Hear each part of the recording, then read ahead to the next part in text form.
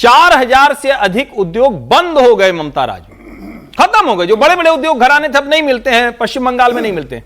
क्या उन लोगों को समझ में आएगा क्या कि हमारा ये हाल हो गया है? और सब के बाद मैं मतलब इसको आप हिंदू मुसलमान कहें या कुछ भी कहें, जो भारतीय जनता पार्टी के राष्ट्रीय महामंत्री संगठन है BL संतोष, उन्होंने एक इंटरव्यू में कहा ना, ये सिविलाइजेशन की लड़ाई है। बंगाल के लोगों को लग रहा है हमारी संस्कृति खतरे में है, बांग्लादेश नजर आ रहा है उन्हें, इस पे चुनाव होगा। चलिए तो देखते हैं कि वाकई में क्या ये चुनाव जो है वो पोलराइज्ड हो रहा है, और क्या वाकई में जिस तरह से आज हमने देखा कि दीदी अपने भतीजे के साथ जो है ईद की खुशियां बांट रही थी, नमाज अदा कर रही थी, और उसी वक्त पर शुवेंदु अधिकारी जो है कालीघाट, जहां पर ममता दीदी का घर है, भवानीपुर से करीब है, तो वहां पर आप देखिए कि वहां जाकर नवरात्र के दिन में देवी मां का आशीर्वाद ले रहे थे। तो अपने आप में दोनों नेताओं ने जो जगह चुनी, जो लोकेशन चुनी और अपने अपने रास्ते जो चुने हैं, वो राजनीतिक मायनों में बहुत कुछ कह रहे हैं। तो क्या बंगाल का चुनाव वाकई में बीजेपी की कोशिश होगी कि जैसे ममता दीदी जो है मुस्लिम वोट बैंक का 75% अपने पास रखती हैं, ऐसे ही बीजेपी जो है हिंदू वोट बैंक में सेंधमारी करे और 5% का अगर वो इजाफा अपने वोट बैंक में कर लेती है, भद्रलोक का भी वोट ले आती है, तो वाकई में ये जो दूरी है वो बहुत आसानी से पाट लेगी।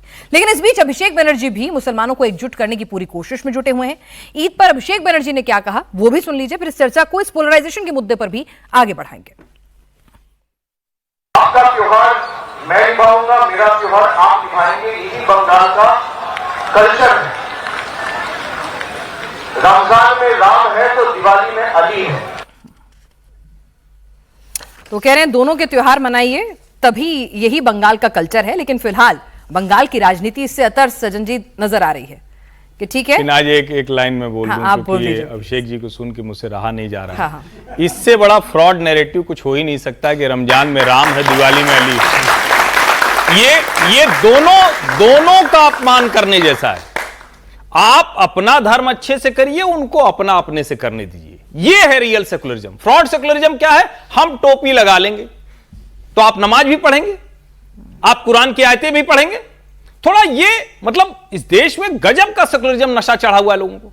रमजान में राम और दिवाली में अली आ गए। जरा पूछिए कि रमजान के वक्त क्या राम जी की पूजा वो कर सकते हैं क्या?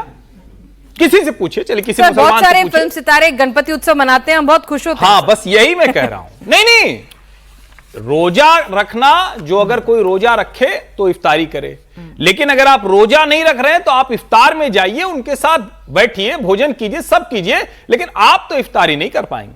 जब रोजा ही नहीं रहा तो इफ्तारी कैसे करोगे? भाई व्रत बिना किए व्रत खोला जाता है क्या? पारण होता है क्या उसका? ये फ्रॉड सेकुलरिज्म इस देश के सारे, जिसको कहते हैं ना कि हार्डवेयर करप्ट कर दिया है। तो अब सॉफ्टवेयर तो चेंज हो रहा है, हार्डवेयर भी चेंज करना पड़ेगा। चलिए, ग्राउंड पर क्या वाकई में कोई सॉफ्टवेयर अपग्रेडेशन हुआ है कि नहीं, ये सज्जन जी से समझ लेते हैं। कोशिश पूरी हो रही थी, ऐसा नहीं कि इस बार ही पोलराइजेशन की कोशिश हो रही है, घुसपैठियों का डर दिखाया जा रहा है, डेमोग्राफिक चेंज की बात की जा रही है। मोर और लेस इस तरह की बातें पिछले चुनाव में भी हो रही थी, विधानसभा चुनाव में अगर हम स्पीचेस को सुने तो इस बार क्या वाकई में वो सीप इन कर गया है कि हाँ, एक हिंदू के मन में ये आ गया है कि हाँ, मेरी संस्कृति खतरे में आ रही है, मेरा धर्म खतरे में आ रहा है, डेमोग्राफी चेंज हो रही है, कि वाकई में बीजेपी इस तरह से पेनिट्रेट करने में कामयाब हो पाई है? या दीदी ने जो अपीजमेंट की कि वो दुर्गा आंगन बना रही हैं, फंड रेज कर रही हैं, उन्होंने जिस तरह से टेंपल बनवाने की घोषणा की, तो दीदी ने जिस तरह से अपनी राह बदली, वो सबको न्यूट्रलाइज कर रही है? देखिए, एक तो टॉप डाउन प्रोसेस है जो बीजेपी भी कर रही है, टीएमसी भी कर रही है, कि जो प्रिस्ट, हिंदू प्रिस्ट हैं या जो मौलवीज हैं, उनका भत्ता बढ़ा देना। और लेकिन ग्राउंड पे क्या है, अगर आप बंगाल में जाके देखें तो एक आ गया है कि टीएमसी के राज में हम लोग भत्ताजीवी हो गए हैं। वो लोग भाताजीवी बोलते हैं, ठीक है। भत्ताजीवी की हर चीज को आपने रोजगार नहीं है, अलावेंस दो। लक्खी भंडार जो महिलाओं को मिलता है वो 1000 से 1500 हो गया, SC ST के लिए 1700 हो गया, युवाओं के लिए नहीं था तो उनके लिए आ गया है युवा भत्ता, वो 1500 रुपए 19 साल से 40 साल के युवाओं के लिए है। तो बंगाल में अगर आप ग्राउंड पे देखें तो 2-3 चीजें स्पष्ट हैं। एक, प्राइमरी प्रो बीजेपी सेंटिमेंट नहीं है, एंटी टीएमसी सेंटिमेंट है। ओके, ये हमेशा समझिए। वो सेंटिमेंट का, उस सेंटिमेंट का हिंदुओं में 2 कारण है। एक, जो इकोनॉमिक उनकी हताशा है कि बंगाल खत्म हो चुका है। एक ब्लंडर जो आप जाके देखें, सिंगूर और हुगली जिले में जाके देखें, 2008-7-8 के समय में सिंगूर और नंदीग्राम हुआ, जिसके बाद लेफ्ट लूज करता है और टीएमसी आती है।